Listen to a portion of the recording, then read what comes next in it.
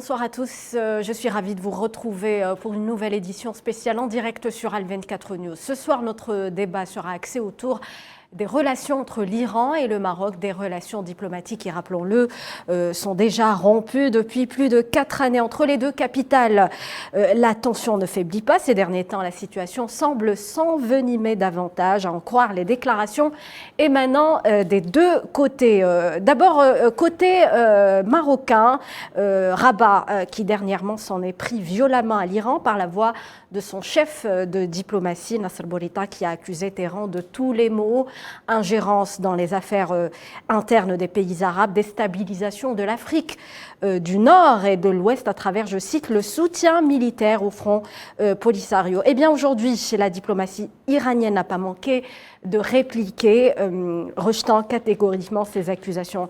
Ce soir, nous allons évoquer les tenants et les aboutissants de ces tensions entre Rabat et Téhéran. Pour en parler, j'ai le plaisir de recevoir ici dans le plateau d'Al24 News, Kamel Mansari, bonsoir. Bonsoir. Journaliste, directeur de publication du Jeune Indépendant. Et est avec nous en ligne Hassan Qassimi. Bonsoir, monsieur Qassimi. Bonsoir, madame. Expert en géopolitique. D'abord, Kamel, petit rappel sur l'état des relations entre l'Iran et le Maroc. Les relations ont rarement été au beau fixe. Depuis 1979, justement, depuis la révolution menée par contre le Shah d'Iran, qui a conduit à la chute du Shah d'Iran, donc les relations étaient vraiment tout à fait en crise entre les deux pays. Ça s'est ensuite traduit par une nouvelle crise en début d'une relance de la coopération entre les deux pays après la montée du roi Mohammed VI au trône.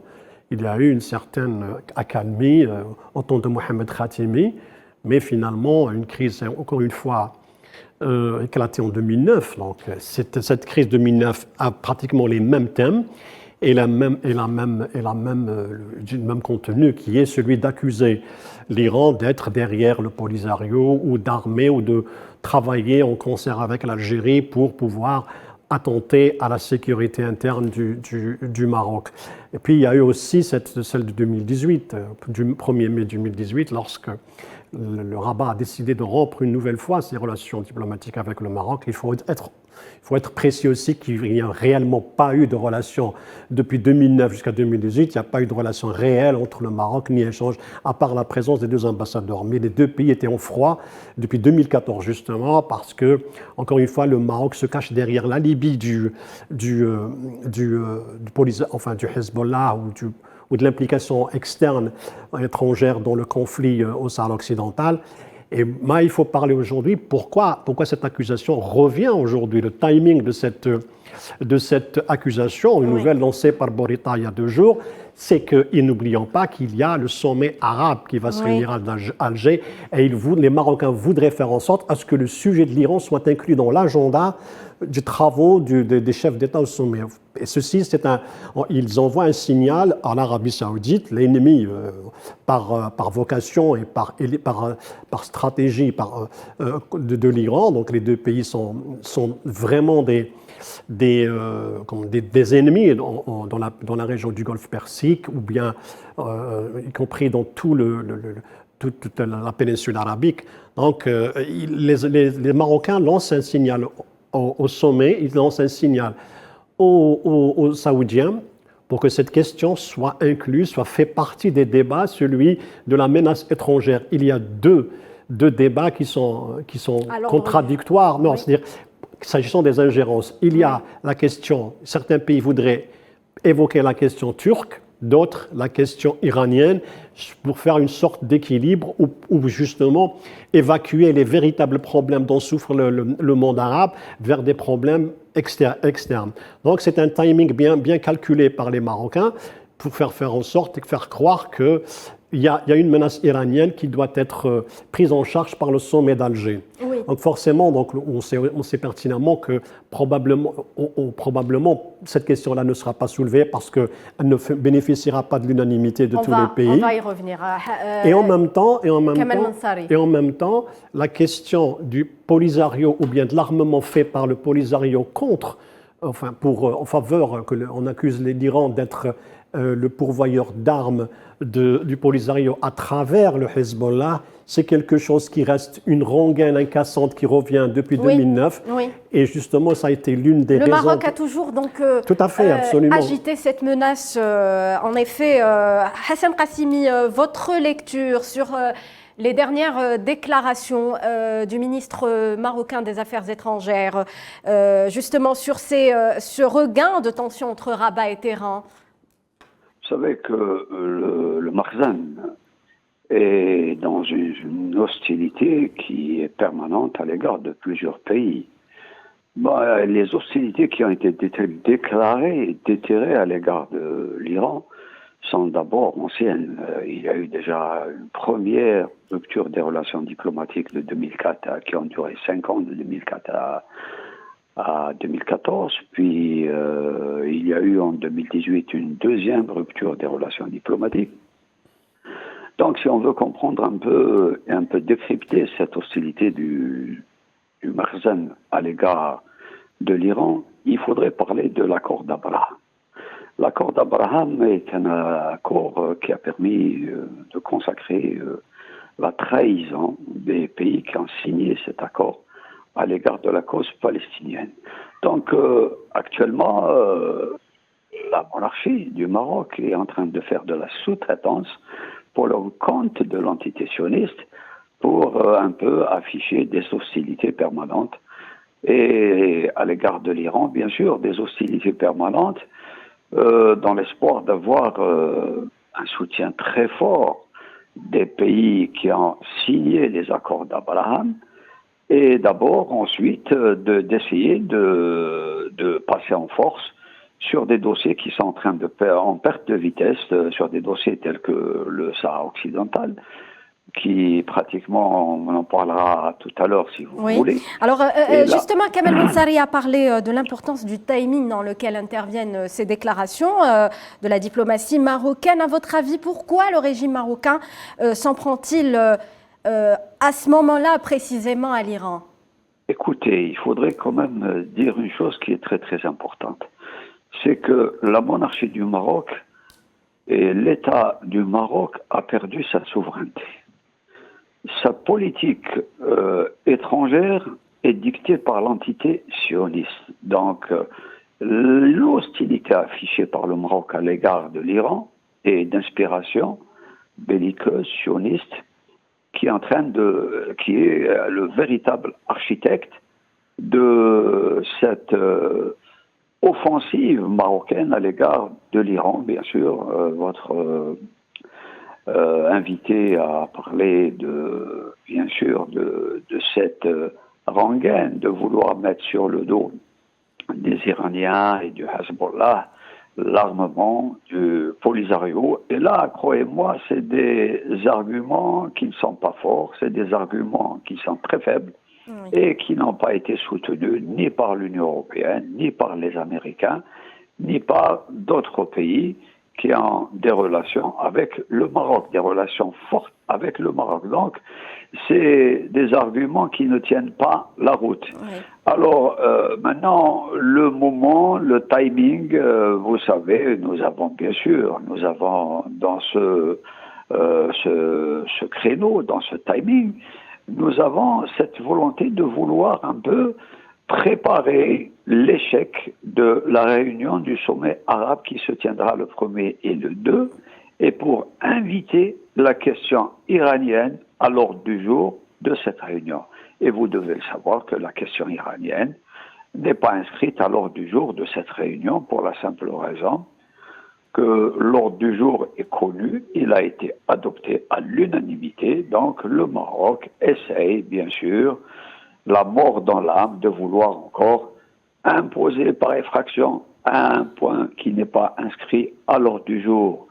Et là, je vous dirais autre chose. Si nous avons le temps, je pourrais peut-être développer ma réflexion sur le sujet. Très bien. Donc, le ministre marocain, Kamel Mensari, a toujours parlé de l'implication de l'Iran dans l'armement du front Polisario, mais sans apporter des preuves.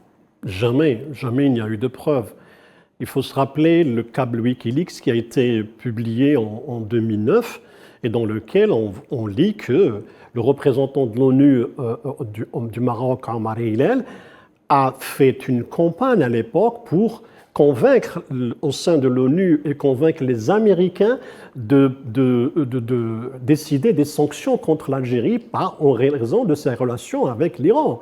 Donc c'est une stratégie qui est très loin, qui remonte à plusieurs années, elle ne date pas d'aujourd'hui. Donc les Marocains jouent la carte iranienne pour deux raisons. D'abord pour s'aligner sur la politique israélienne. Ils savent que Israël, avec ses lobbies et ses relais au sein de l'administration américaine et au sein de la société américaine, qu'elle peut effectivement apporter son soutien et faire valoir cet alibi comme quoi l'Algérie est un allié stratégique, c'est-à-dire on va mettre l'Algérie et l'Iran dans ce qui a été appelé en 2001 par George W. Bush l'axe du mal. Oui. Donc c'est l'idée principale recherchée depuis ce temps-là. Et en même temps, si les Marocains ont accusé l'Iran d'armer le Polisario, non seulement ça, et qu'il y a eu des mercenaires du Polisario qui s'étaient en train d'entraîner les combattants du Polisario, enfin du Hezbollah, oui. qui entraîneraient ceux du Polisario dans le territoire. Les Américains, avec leur puissance militaire, avec leur puissance de renseignement, n'ont jamais pu établir la moindre preuve. C'est quelque chose qu'on ne peut pas cacher aujourd'hui. Le régime de Rabat essaye de profiter d'un certain contexte pour s'imposer en s'alignant sur une position américaine qui conteste toujours l'Iran.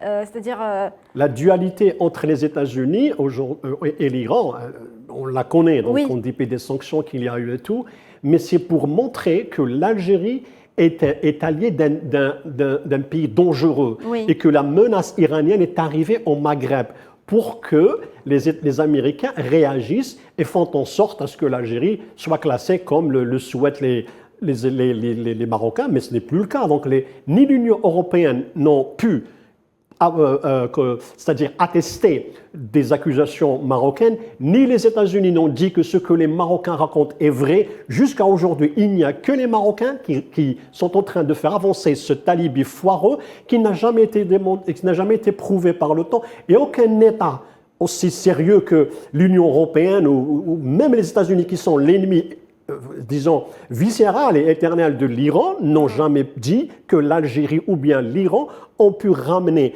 des mercenaires du Hezbollah au Sahara occidental. Ça ne peut pas se cacher, ça. En plus, les Américains sont toujours présents au Maroc à travers les exercices qu'ils font à travers l'Africom.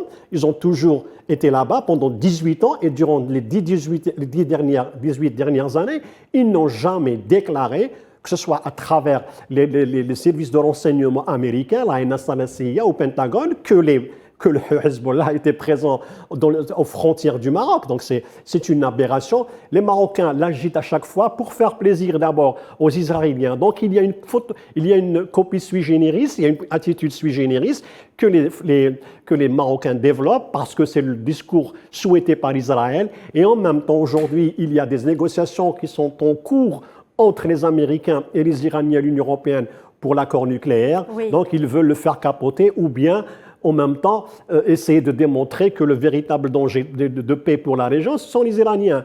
C'est bien sûr, et je répète encore une fois, que c'est une façon d'essayer d'avancer cet argument-là comme matière à débat ou alors pour qu'il soit inscrit à l'ordre du jour lors du sommet du 1er novembre à Alger de la Ligue arabe. Donc on a tous ces éléments-là qui nous montrent que c'est un alibi qui est vieux, mais qui ne mène à rien. C'est-à-dire aucun État dans le monde, notamment y compris les ennemis de l'Iran, n'ont jamais dit que la présence iranienne existe bien dans la région, que ce soit directement ou à travers le Hezbollah. Et en même temps, la propagande marocaine qui fait croire que les chiites que l'Iran essaye de propager le chiisme dans la région, c'est aussi c'est une invention médiatique, mais sur le terrain, elle n'existe pas. Hassan Qassimi, toujours sur ce point, c'est à travers donc ces déclarations du ministre marocain des Affaires étrangères, c'est un peu l'Algérie aussi qui est visée. Vous savez, il faut le dire et c'est très important, le Maroc, le Makhzen sioniste, bien sûr, essaye par tous les moyens de transférer vers le Maghreb le conflit irano-arabe. C'est un conflit qui dure depuis 1980, depuis la guerre d'Iran-Irak, et la situation au Moyen-Orient a connu des évolutions telles que le pourrissement s'est installé sur de longues durées et de manière permanente. Donc cette volonté du Makhzen sioniste de vouloir transférer principalement vers le Sahara occidental la problématique iranienne et la problématique chiite, en disant que le Hezbollah, bien sûr, par le canal de l'Iran, que le Hezbollah est en train d'armer le Sahara occidental.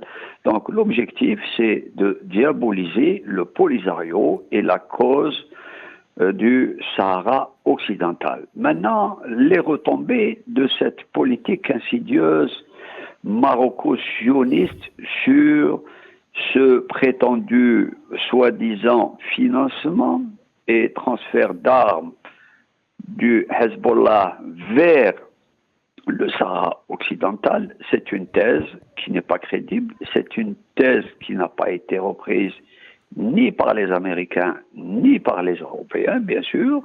Le Makhzen sioniste tente par tous les moyens, et parfois et souvent par des moyens ridicules, de faire un peu barrage à cette reconnaissance de plus en plus importante de la cause sahraoui à tous les niveaux, et vous avez vu comment la cause sahraoui est en train d'être soutenue de plus en plus par beaucoup de pays. Alors la cause sahraoui qui a été, Monsieur Qassimi, citée, la cause sahraoui qui a été justement citée par Téhéran, Téhéran qui a en tout cas réagi aujourd'hui par la voix du porte-parole du ministère iranien des Affaires étrangères, Nasser Kanani. Il parle d'accusations fictives et répétées du ministre marocain des Affaires étrangères concernant d'abord l'ingérence de la République islamique dans les affaires intérieures du Yémen et d'autres pays arabes. Selon lui, le Maroc ferait mieux de s'inquiéter des menaces à la sécurité des pays de la région résultant de la normalisation avec l'entité sioniste. Comment interpréter ces déclarations, Kamel Mansari ? Il répète une réalité que l'on connaît tous, donc c'est une réalité qui a été aussi formulée par l'Algérie. Donc aujourd'hui, un pays qui s'arroge le droit, non seulement sur le plan intérieur, mais aussi compris avec ses voisins, que le Polisario est une organisation ou bien une entité qui est liée à un État terroriste. Donc c'est ça, l'idée, elle est là. Donc toute relation avec l'Iran, que ce soit d'Algérie ou même d'autres, surtout pour l'Algérie, c'est une relation avec un État terroriste. Donc franchement, l'aberration est là. Sinon, comme je l'ai expliqué tout à l'heure, qu'il n'y a aucun État, y compris les ennemis d'Iran, n'ont endossé cet alibi, n'ont jamais endossé. Oui. Donc maintenant, les Iraniens, par rapport à cette cassante, cette répétition, cette récurrence qui revient à chaque fois, de les accuser d'être derrière l'escalade dans la région à travers l'armement des éléments du Polisario, à travers le Hezbollah, n'a jamais été prouvé. En plus, jusqu'à aujourd'hui, l'Iran n'a jamais été partie prenante dans ce conflit. Personne ne l'a cité au sein de l'ONU, jamais un État ou dans une résolution de l'ONU, on a entendu que l'Iran était partie prenante à travers l'armement du Polisario. Il n'y a jamais un rapport sérieux de quelque institut que ce soit dans le monde, y compris que ce soit aux États-Unis ou bien en Europe, qui ont vraiment affirmé qu'il y a une relation directe entre le Polisario et le Hezbollah. Quelle est votre interprétation de la réaction maintenant, les Iraniens, iranienne? bien sûr, ils remettent la question sahraoui dans son cadre, Oui. de celui de l'ONU, dans celui de la légitimité. Donc, pour eux, celui qui mène à la stabilité de la région, ce n'est pas l'Iran. L'Iran est loin géographiquement.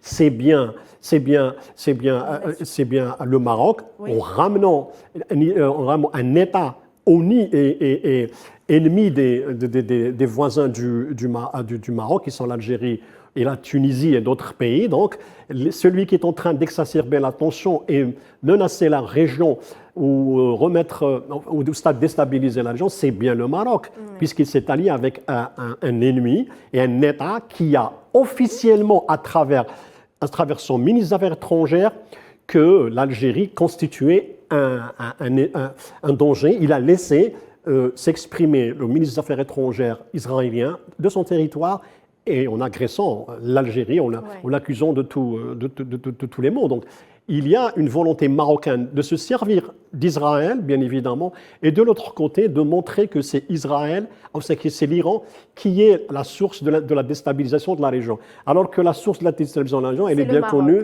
c'est la colonisation du Maroc, et depuis 65, l'Iran, enfin le régime actuel iranien, celui des mollahs, comme on dit, n'existait pas en 65 ni en 76, en 75 ou 76, lorsque il y a eu l'accord tripartite à Madrid et lorsque les Marocains ont décidé d'envahir le Sahara occidental. Donc, c'est un problème antérieur à l'Iran, antérieur à ce que Bourita déclare aujourd'hui. Et bien évidemment, la réaction de Téhéran, du ministère des Affaires étrangères, justement, rappelle que ce soit au Maroc et à la communauté internationale, y compris les membres de la Ligue arabe, que cette question-là et que celui qui menace la région n'est pas l'Iran, et en même temps que la question sahraoui n'est pas une question irano-marocaine, mais bien évidemment une question irano-sahraoui qui est chapeautée par l'ONU. L'Iran remet la question sahraoui dans son cadre réel, celui de la légitimité, celui de la colonisation et bien évidemment celui de la lutte armée. Lorsqu'Kan'ani demande aux Marocains de se soucier de la sécurité de la région, c'est pour leur rappeler que c'est vous-même qui avez exacerbé la tension en ramenant Israël à la région pour rendre la région encore plus menacée sur le plan sécuritaire. Alors, au lieu de compter sur l'entité sioniste pour imposer ses exigences dans la région, il est important, donc l'Iran appelle le Maroc à respecter le droit international pour ce qui est du peuple du Sahara occidental, Monsieur Hassan Qassimi. Votre interprétation sur la réaction iranienne. Vous savez que le Makhzen sioniste qui tente de manière désespérée de diaboliser l'Iran, mais l'objectif, c'est aussi de décrédibiliser sur le plan international et régional la question du Sahara occidental. Donc, l'utilisation d'un argument farfelu, d'ailleurs morné, qui ne tient pas la route, disant que le Sahara occidental, le Polisario est armé par le Hezbollah, c'est une thèse qui n'a pas été soutenue par l'Union européenne ou par les Américains. Je vais vous donner un exemple. Dernièrement, récemment, le représentant des affaires étrangères, José Borrell, de l'Union européenne, a fait une déclaration très forte, très puissante, invitant le Maroc à mettre en œuvre rapidement les résolutions du Conseil de sécurité pour l'organisation d'un référendum d'autodétermination pour les populations sahraouies. Donc ça, c'est un point de vue de l'Union européenne qui ne reconnaît pas de souveraineté du Maroc sur le Sahara occidental et qui enterre définitivement le projet marocain d'autonomie qui veut, par tous les moyens, le substituer au processus d'autodétermination qui a été consacré par les Nations Unies, par le Conseil de sécurité et par la Cour de justice internationale, la Cour de justice de l'Union européenne. Et là, je vous dirais autre chose, c'est que José Borrell a déjà aussi déclaré que la position du gouvernement espagnol est identique à la position de l'Union européenne, c'est-à-dire l'organisation le plus rapidement possible d'un référendum d'autodétermination. Et José Borrell, dans sa déclaration, ne parle pas de population, comme le fait souvent le Marxen, pour faire croire que c'est une population qui est sous souveraineté marocaine, mais parle bien et d'une manière claire et précise et transparente de peuple sahraoui. Cela veut dire que c'est un peuple qui est distinct du peuple marocain. Donc voilà, les problématiques sont claires. Oui. Derrière cette attaque frontale qui est en train d'organiser et de préparer le Maroc, c'est d'essayer d'influer sur l'opinion publique internationale. Oui. Et là, il y a eu dernièrement une décision très forte, c'est la décision du tribunal des droits de l'homme de l'Union africaine qui a consacré définitivement la souveraineté du Polisario sur le Sahara occidental. Alors, qui est on un revient territoire... sur les propos, sur la réaction de la diplomatie iranienne. Que dire sur le fait que cette fois-ci, c'est l'Iran qui demande au respect du droit international pour ce qui est du Sahara occidental? Écoutez, les Iraniens connaissent le dossier parfaitement. Ils connaissent les résolutions du Conseil de sécurité, ils connaissent les décisions de la Cour de justice internationale. Le Sahara occidental est un territoire qui est distinct du Maroc et qui n'est pas sous la souveraineté de ce pays. Et à juste titre d'ailleurs et de manière légitime, les autorités politiques iraniennes demandent à ce que l'autodétermination du peuple sahraoui soit organisée le plus vite possible. Et ça, c'est un dossier, bien sûr, qui est en train de gagner beaucoup de points sur le plan international. C'est une cause qui est en train d'avancer très vite. Oui. Et là, croyez-moi que le Makhzen sioniste est retranché dans ses positions les plus étroites, et je pense que sur ce dossier, il n'a plus beaucoup de manœuvres parce qu'il a tellement menti, il a tellement soudoyé beaucoup d'États que maintenant, les nouvelles autorités politiques qui arrivent dans beaucoup de pays sont en train de remettre en cause les thèses marocaines sur ce dossier. Alors, à quoi peut-on s'attendre actuellement après ce regain de tension entre Rabat et Téhéran? Quelles pourraient être les conséquences, Kamal Mansari?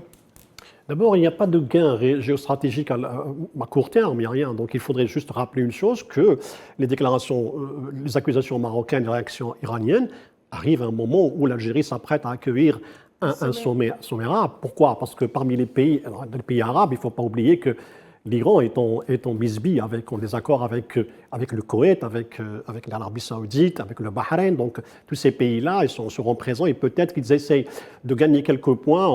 Le Maroc essaie de gagner quelques points pour pouvoir inscrire sa revendication ou cette question iranienne dans l'agenda ou dans l'ordre du jour. Donc ça ne sera pas le cas du moment que ça ne sera pas débattu par les chefs, la réunion au sommet. Oui. Et en même temps, il faudrait aussi ne pas oublier que le Maroc, il y a une agitation à l'intérieur du pays, il essaie de détourner les regards des citoyens sur ce qu'on appelle un danger externe qui menace le Maroc ou bien le chiisme. Ça a toujours été cette carte-là. Et puis les Iraniens, ils ont déjà réagi. Ils ont réagi en 2018, ils ont réagi en 2020, ils l'ont toujours fait pour rappeler que la question sahraoui est une question d'autodétermination et non pas un conflit irano-marocain. On est dans cette configuration. Le Maroc essaie d'agiter en réaction aux coups de boutoir qu'il a eu, les déroutes qu'il y a eu ces derniers temps, que ce soit au sein de l'ONU ou des pays, à l'occasion de la 77e Assemblée des Nations Unies, des pays ont renoué les relations diplomatiques avec le Sahara occidental, le Pérou, le Soudan-Sud, donc, et d'autres pays auparavant. Donc, il y a une remontée, la communauté internationale commence à se rendre compte ou revenir à la raison pour certains pays que la question sahraoui est une question d'autodétermination, ce qui a agacé les Marocains. Donc ils cherchent à renverser la situation en essayant par tous les moyens de faire en sorte à ce que la question iranienne soit inscrite à l'ordre du jour du sommet arabe, et ça sera vraiment perdu. Donc cette carte-là, on la joue depuis 2004 contre l'Algérie.